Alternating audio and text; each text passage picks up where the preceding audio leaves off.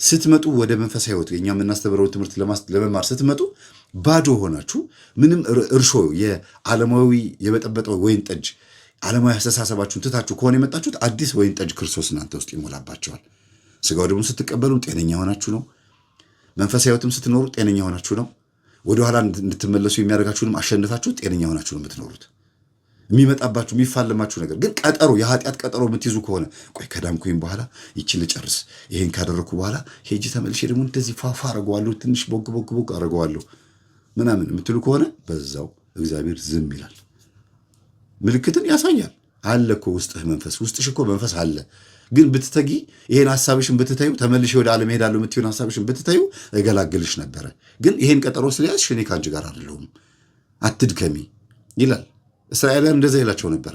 ጦርነት መጥቶባቸው በካህኑ ኤሊ ዘመን ጦርነት እንውጣ፣ ታቦተ ጽዮን በሉ ተሸከሙ እንውጣ ሲሉ ታቦተ ጽዮን አትሸከሙ፣ እኔ ከእናንተ ጋር አይደለሁምና ወደ ጦርነት አትሂዱ ብሏቸዋል እግዚአብሔር ብሎ በነቢዩ በኩል ሲነግራቸው አይ አንሰማህም አንተን ብለው ታቦተ ጽዮን ተሸክመው ሄዱ። ጦርነት ሲዋጉ ይሸነፋሉ።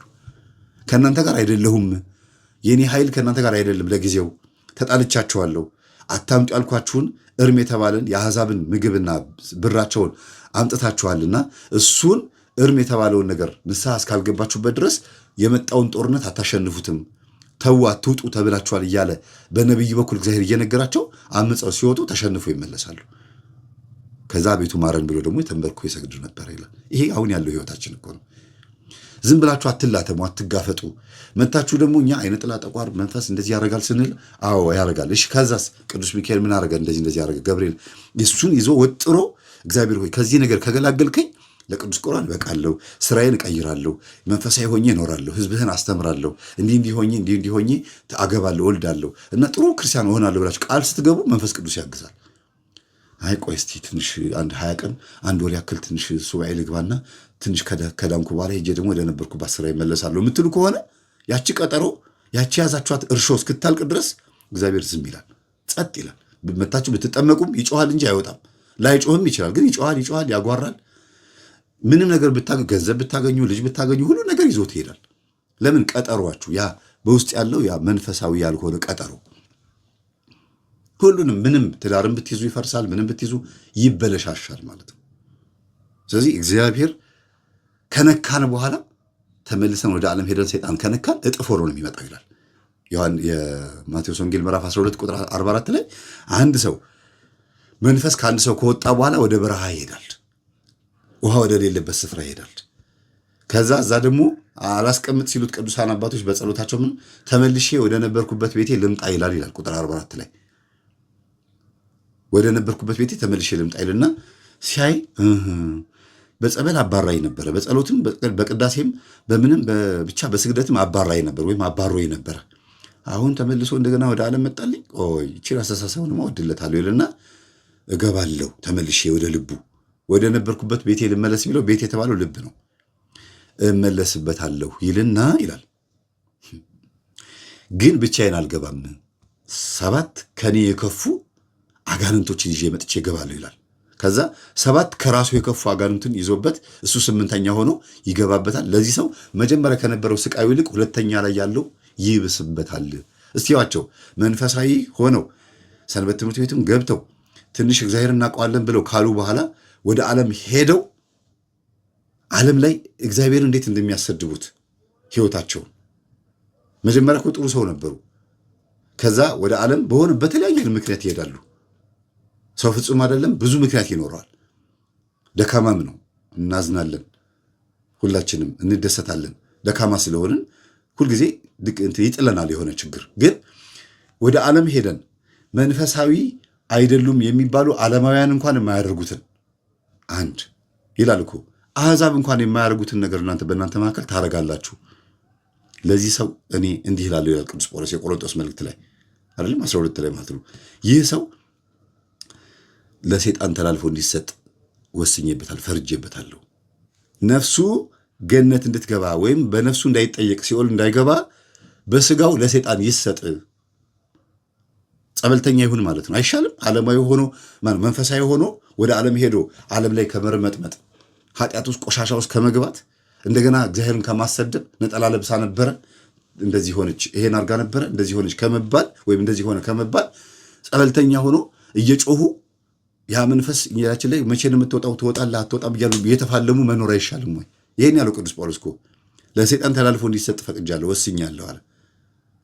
ስጋው ያለው ነፍሱ እንድትድን ጸበልተኛ ሆኖ እድሜ ልኩን ይኖር ነው። እናንተ ጸበልተኛ ሆናችሁ አልወጣም ብሏችሁ ያላችሁ ሰዎች አንደኛ ማድረግ ያለባችሁ ምንድነው? ለምንድን ነው መንፈሱ ያልወጣው? እኔ ጋር ምንድን ነው የቀረው እርሾ? ዓለም የበጠበጠው የወይን ጠጅ ውስጤ ምድራዊ የሆነ ብጥብጥ ነገር ውስጥ ያለ እሱ ወጥቶ ክርስቶስ በእኔ ላይ ሪፕሌስ ያላረገው አዲሱ የወይን ጠጅ ገብቶ እኔ ላይ ያልሰራው ለምንድን ነው? እኔ አሮጌ አቁፋዳ ስለሆንኩኝ ነው። በአሮጌ አቁፋዳ ላይ ወይም በአሮጌ የወይን ጠጅ መያዣ ላይ አዲስ የወይን ጠጅ ብትከቱበት ያፈነደዋል ነው የሚለው። አርጎ ያፈነደዋል። ወንጌል ነው የሚናገረው። ያፈነደዋል። በአዲስ አቁፋዳ ግን አዲስ የወይን ጠጅ ስታደርጉ ይጠባበቃሉ ይላል።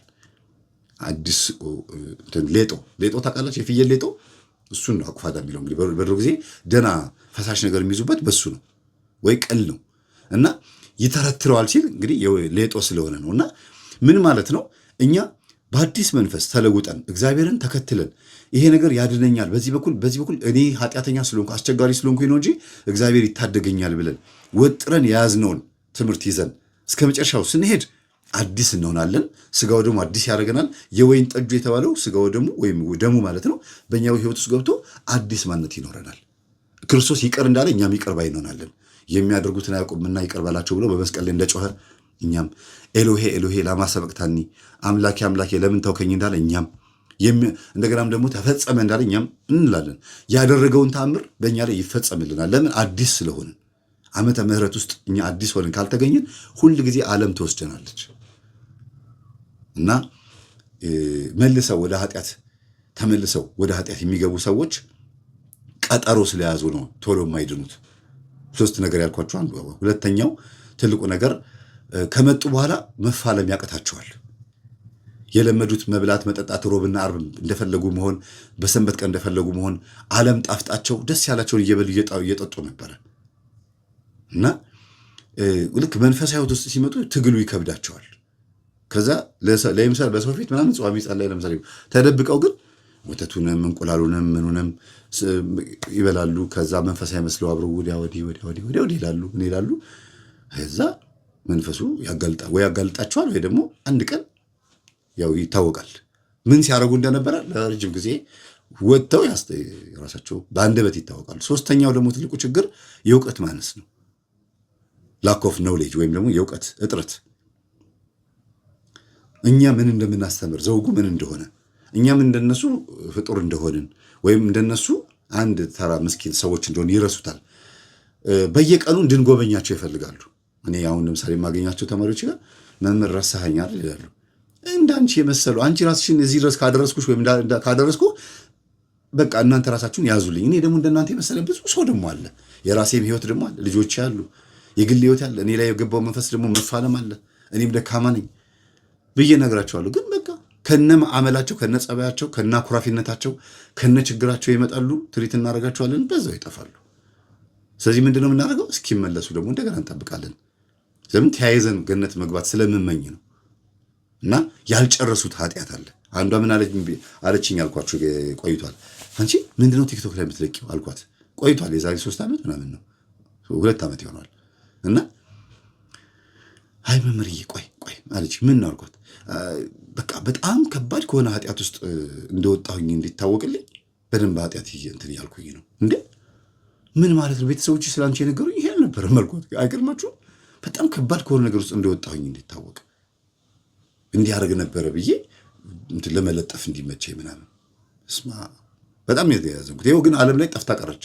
መች መጣች? እንዲያውም ደውዬ የምትባል ጊዜ 2018 ላይ የት አለሽ ፈልጌ አጣሁሽ፣ አይኔ ቅዳሴ ላይ ከርተት አለ የምትቆሚበት ቦታ ላይ ብዬ ጽፌ ላኩላት። ለምን? መጀመሪያ አውቃት ነበር ልጅቷ እንዴት እንደምትጸልይ። አዲስ ዓመት ሲሆን አታቋርጭም ነበር፣ እዚህ ቦታ ላይ ትመጪ ነበረ። የት አለሽ አልኳት። መምህር ፈለግከኝ አለችኝ። አዎ። አጣኸኝ አለችኝ። አዎ።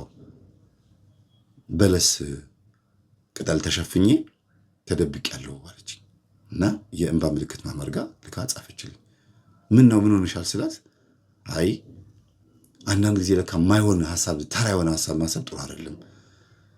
እኔ ዓለምን ጭርስ አድርጌ ልምጣት ብዬ ያሰብኩት ኃጢአት ጥሞኝ ወይ ምናምን ሳይሆን ስመጣ ህዝብ የሚማር እንደዚህ ብሎ ነገር አለ እንዴ? ጠፍተሽ ቀረሽ እኮ በዛው ሰው እንዲማርብኝ ብለሽ እንደገና በዓለም ኃጢአትን እያረግሽው እየፈጸምሽው እንዴት ነው ሰው የሚማረው? እንደዚህ ነገር አለ እንዴ ብዬ መክሪያት በዛው መሆኑ ጠፋች፣ የለችም። ስቲል እስካሁን ድረስ አይኔ ማየት ከብዷታል። እና እኔ የምለው ምንድነው የሚያዋጣው ቤተክርስቲያን ውስጥ ሆኖ መንፈሳዊ ህይወት ውስጥ ሆኖ ጸሎት ክፍል ሆኖ መፋለም ነው። ቅድም ያቋረጥኩት ምን ላይ ነው? የፈለገ ነገር ቢሆን ኃጢአታቸውን ጨርሰው መጥተው እግዚአብሔርን ይቅር በለኝ የሚሉበት ጊዜ ስላለ ምንም ችግር የለውም። ጠብቃለሁ እድሜ ካለኝ፣ ከሌለ ደግሞ እነሱን ቤተክርስቲያን ትጠብቃቸዋለች። ኑ ብላ ጋብዛ ያስቀመጠችው ስጋና ደም በነፃ እስከሆነ ድረስ በክፍያ እስከሚሆንበት ዘመን መቼ እንዲሆን አናውቅም። ስጋው ደግሞ በነፃ ነው። እስካሁን ንስሐም በነፃ ነው። ሁሉ ነገር በነፃ ነው። በዚህ ሰዓት ካልተጠቀምን ነገ ከነገ ወዲያ በፍካሬ ኢየሱስ ለምን ይላል? ካህን ጠፍቶ ይፍቱኝ የምንላቸው አባቶች ጠፍተው መቃብራቸው ላይ ሄደን ይፍቱኝ የምንልበት ዘመን ይመጣል ይላል ፍካሬ ኢየሱስ ላይ አይደለም። ይሄ ሲባል ካህን ቄስ ይጠፋል ማለት አይደለም። አንድ ከምንፍቅናና ከተሐድሶ ወይም ከዚህ ነገር የጸዳ ቄስ ፍለጋ፣ ሁለተኛ ከአስማትና ከዝሙት ከምናምን ከዚህ ነገር የጸዳ ከገንዘብ ከምናምን ከፍቅረ ንዋይ የጸዳ ቄስ ፍለጋ፣ ንጹህ ቄስ ፍለጋ፣ ሶስተኛ ደግሞ ንስሐ አባት ሁኑኝ ካሏቸው በኋላ እናንተን አስታውሰው እናንተም እነሱ ጋር ስትሄዱ ጥሩ ትምህርት ጥሩ ምክር ሰጥተዋችሁ ጥሩ አባት የሚሆኑ አባቶች ማለት ነው በአንድ በኩል። በሌላ በኩል ደግሞ ካህን ሊያልቅ ሊጠፋ ይችላል፣ አይታወቅም። መቼም ያለ ካህንና ያለ ቤተክርስቲያን ሀገር ስለማትኖር ያን ጊዜ ነው እልቂት የሚመጣው፣ ፍጻሜ ዘመን የሚመጣው። ለዚህ ነው ፍካሬ ኢየሱስ በፍጻሜው ዘመን እንዲህ ነው የተባለው። ፍጻሜው ዘመን ላይ ነው ካህን የሚጠፋው።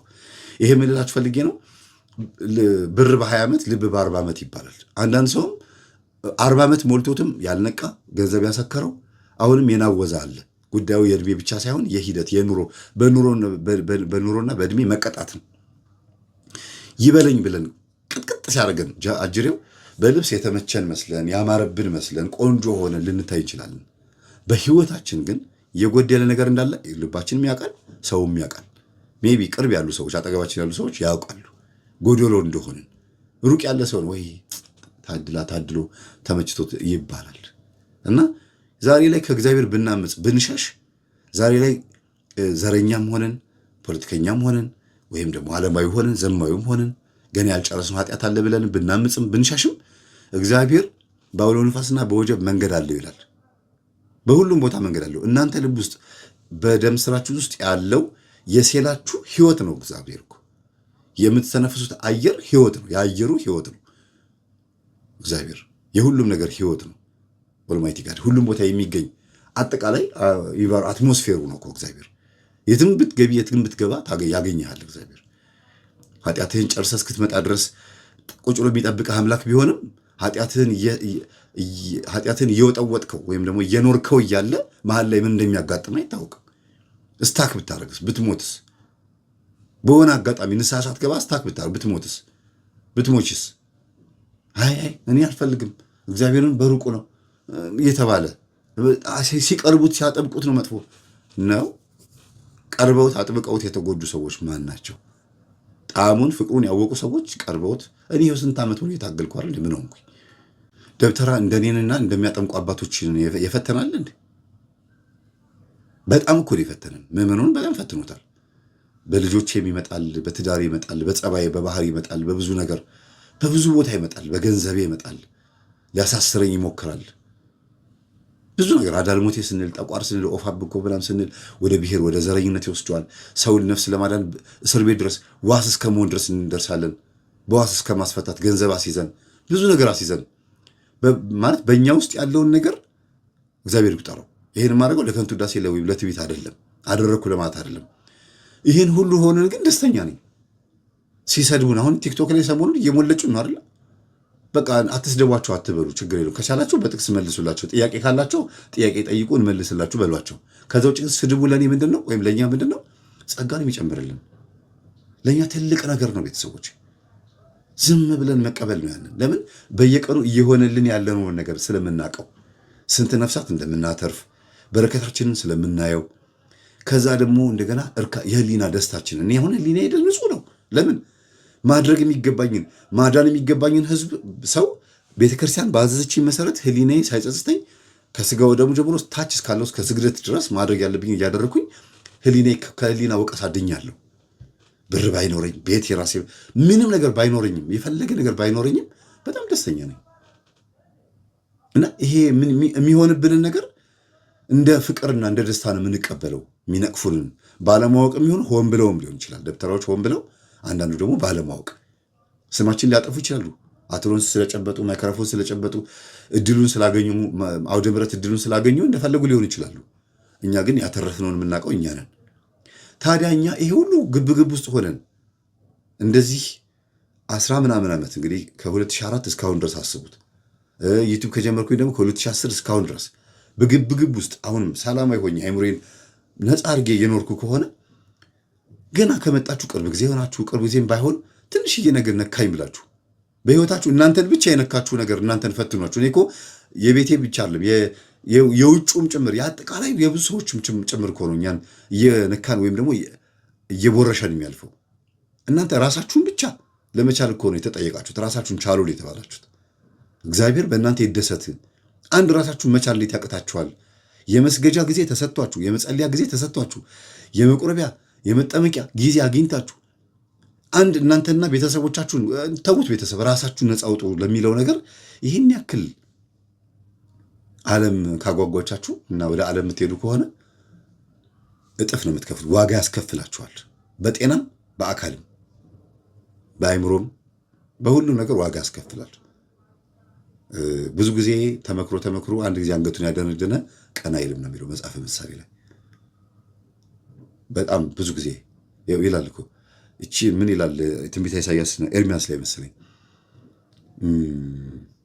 አጠራጠርኩላት ፍግ አደረግኩላት ለዚህ ችግኝ ያላደረግኩላት ነገር የለም ይላል። ያቺ ችግኝ እስራኤል ናት። ያቺ ችግኝ የእኛ ነፍስ ናት፣ እኛ ማለት ነን። ይቺን ችግኝ ውሃ ጠጣኋት፣ ፍግ አደረግኩላት፣ አጠራጠርኩላት፣ ተንከባከብኳት፣ ነገርኳት። በቃ ሁሉ ነገር ማድረግ የሚገባኝ በሙሉ አደረግኩላት፣ ግን ፍሬ አላፈራም አለች። ምን ላድርጋት እያለ ነው። እንደገና በአዲስ ኪዳን ክርስቶስም ከአንዲት በለስ ፍሬ ፈልጎ ሄደ። ፍሬ ስላጣባት ትቆረጥ አለ።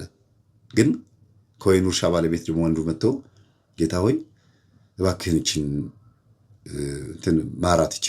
ነፍስ ማራት፣ ቆይ ችግር የለውም ፍግ አረግባታለሁ፣ ውሃ ጠጣታለሁ፣ እስከሚቀጥለው ዓመት ደግሞ ትንሽ ታገሳት፣ ፍሬ ታፈራ ይሆናል ብሎ ያ የወይኑ እርሻ ባለቤት ሰራተኛ ምን አለ ይላል፣ እባክህን ብሎ ለመነለት ይላል።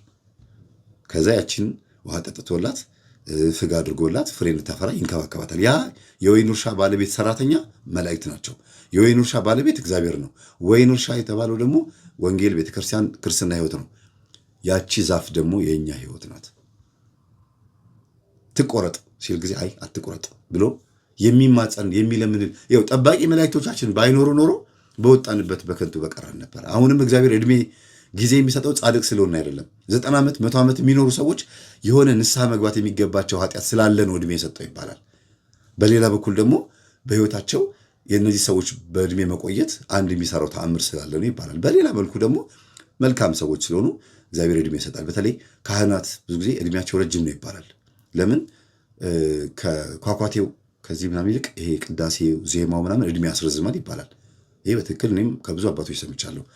የቅዳሴው ዜማ የሚማሩት አጠቃላይ ዜማው ለሆሳሱ ይሄ በጣም ረጋ ብሎ የሚዘመረው ዜማ ወረቡ ሁሉ ነገር በጣም የሚገርም ጥሩ ነገር አለው ይባልና እድሜ ይጨምራል ይባላል።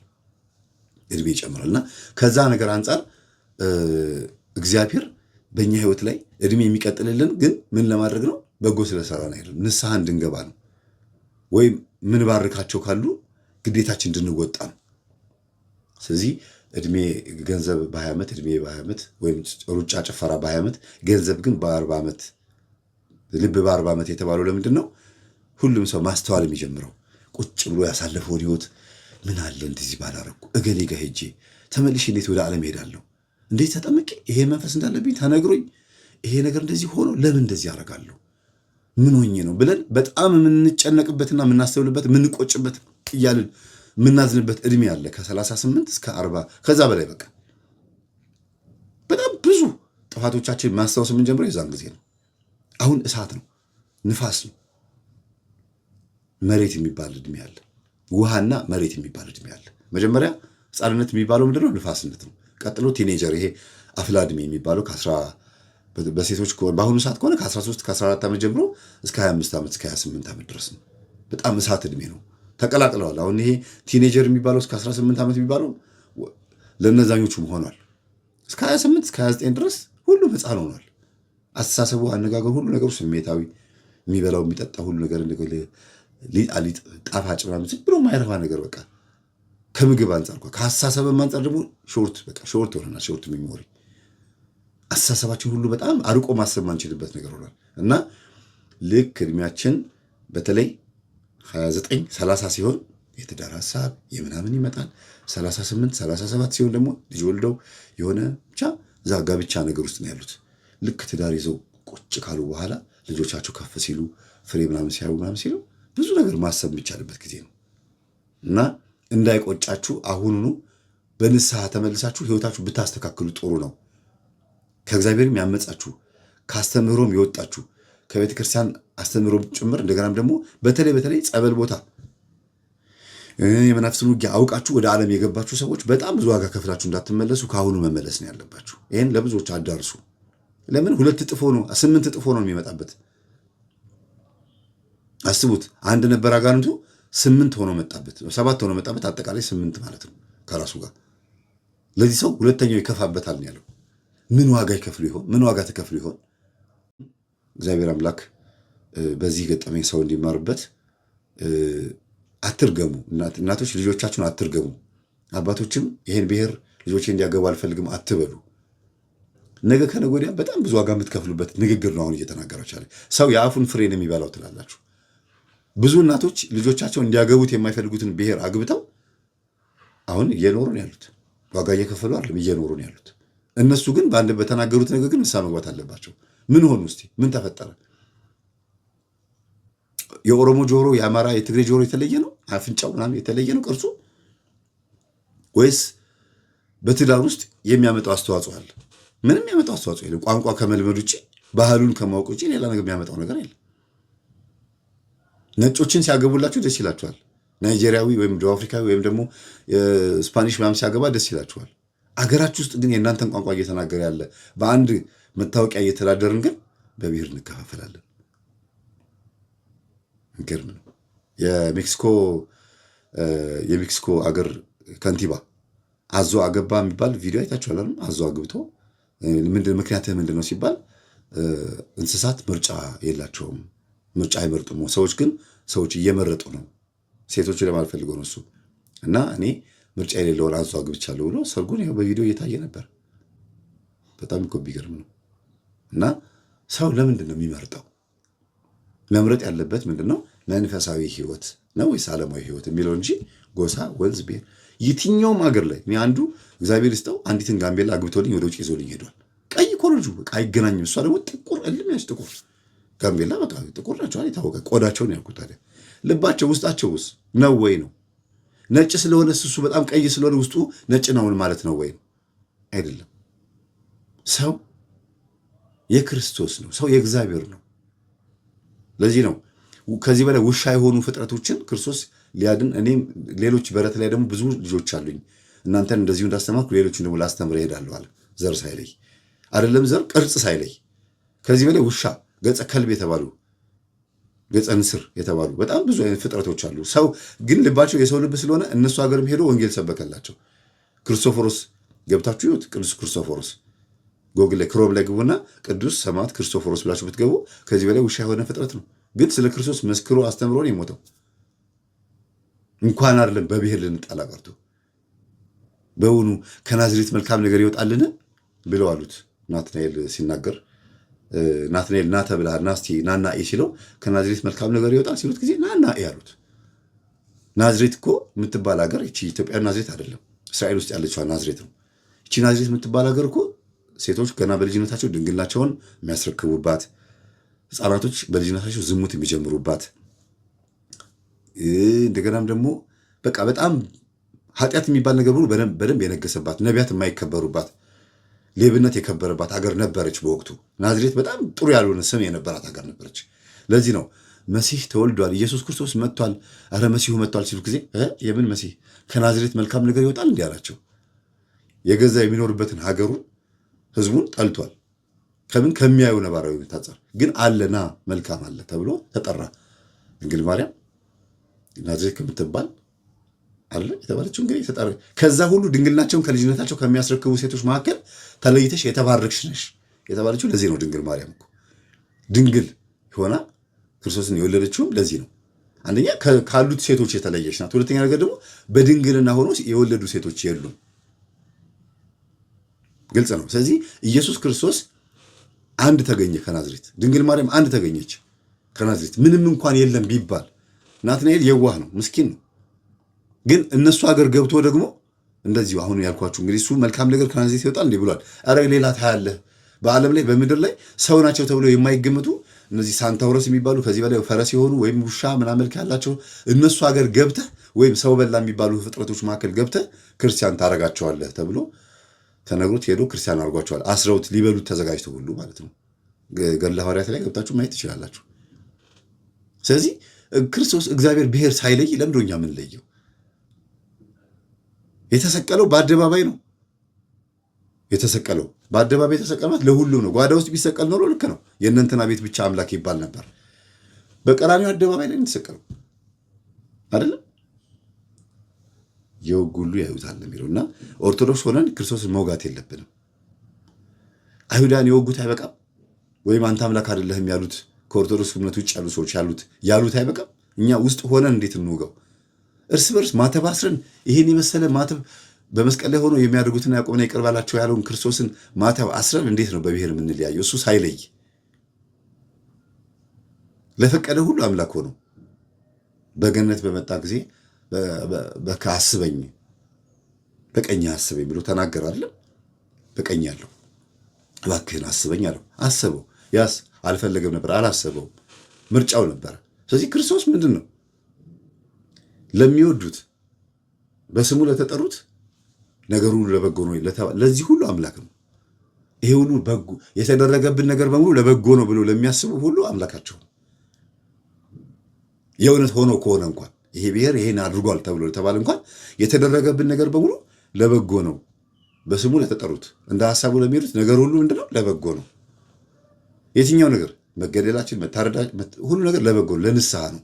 በጎ ማለት ከንስሐ ነው የሚጀምረው። መቼም ቀደምት የነበሩት በጣም ብዙ ጥፋት ያጠፉ አባቶች፣ ነገስታት ምናምን ብዙ ብሔሮች ሊኖሩ ይችላሉ። ይሄ ትውልድ ግን እዚህ ጋር ያለ ትውልድ ግን አንባቢ ነው፣ አዋቂ ነው፣ ብዙ ነገር አመዛዛኝ ነው። ይቅር ባይ መሆን የሚችልም ፍጥረት ነው። ይቅር ተባይም ሊሆን ይችላል። ይቅር መባልም ይችላል፣ ይቅር ማለትም ይችላል። አዌርነሱ ኖሃው እውቀቱ ሁሉ ነገር እየበዛ እየሰፋ ስለሆነ ግን ትንቢተ ዳንኤል ምዕራፍ 12 ላይ ማህተሙን ዝጋ፣ ሁሉም ይመረምራሉ፣ ሁሉም ለማወቅ ጥረት ያደርጋሉ፣ አንተ ግን መጽሐፉን ዝጋው አለኝ፣ እኔም ዘጋሁት ነው የሚለው። ቴክኖሎጂ እየተራቀቀ በመጣ ቁጥር በደንብ እየዘመንን በመጣን ቁጥር ዘመናዊ ዘረኞች ሆንን፣ ዘመናዊ ፖለቲከኞች ሆንን፣ በጣም ዘመናዊ ክፉዎች ሆንን፣ ዘመናዊ አጋንንት ጎታች፣ ዘመናዊ ጠንቋይ ሆንን። ስለዚህ እንዴት ነው ታዲያ ቴክኖሎጂ ጥቅሙ ምንድን ነው ስትሉ፣ የቀድሞ ይሻል ነበር፣ የበፊቱ ይሻል ነበር። ምንም ለውጥ ከሌለ ጭራሽ ቴክኖሎጂ ውጤቱ በሙሉ ለኃጢአት የሚማግድ ከሆነ እንደዚህ መማማራችን መልካም ሆኖ ሳለ በዚህ ቴክኖሎጂ ማለት ነው ሁሉ ነገር ለመገዳደል አቶሚክ ቦምቡም ሚሳኤሉም ኒውክሊየሩም ሁሉ ነገሩ ለመጠፋፋት ከሆነ ታይ የተባበሩ ሁለት ሀገራት ለዚህ ከሆነ ምንም ባናውቅ ይሻልን ነበር። ለዚህ ነው መጽሐፈ ሄኖክ ምዕራፍ 2 ላይ ሰው ሊያውቀው የማይገባውን ከባድ ሚስጥር እነዚህ ኔፊሊም ወይም ራእይት የሚባሉ አጋንንቶች ለሰው አስተማሩና በዓለም ላይ ጥፋት መጣ የሚለው። ሰው ሊያውቀው የማይገባውን ሚስጥር ማለት ቴክኖሎጂ ሊሆን ይችላል አይደለም። ስለዚህ ሰዎች ባደርን በዋልን ቁጥር ዘመንን ብለን ከእግዚአብሔር የምንርቅ ከሆነ ከእግዚአብሔር የሚያርቀን ነገር በሙሉ ከኛ እጅ ይጥፋ። አሜን። ስለነበረ ሰዓቱ ላይ አምላካችን ስም የተመሰገነ ይሁን።